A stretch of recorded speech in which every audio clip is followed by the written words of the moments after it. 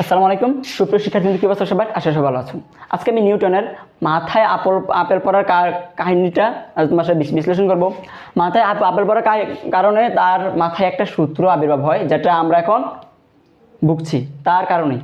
চলো সেই সূত্রটাকে আমরা জেনে নিই। F সমান G M1 M2।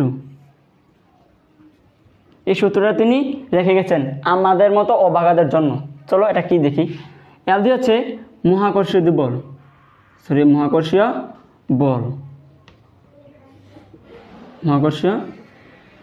বল। তার জি হচ্ছে মহাকর্ষীয় ধ্রুবক, এটার একটা নির্দিষ্ট মান আছে।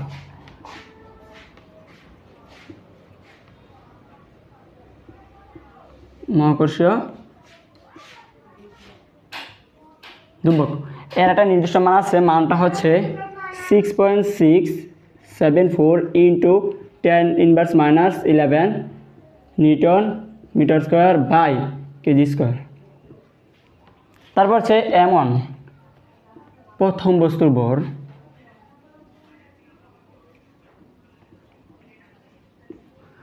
M2 হচ্ছে দ্বিতীয় বস্তুর ভর, আর এই ডিটা হচ্ছে দূরত্ব। শেষ, এতটুকুই। ডি হচ্ছে নিউটনের মাথায় পড়ছিল কি? আপেল। নিউটনের মাথায় আপেল না পড়িয়া যদি পড়িত তাল, তাহলেই নিউটন বুঝিত কত জানে কত চাল।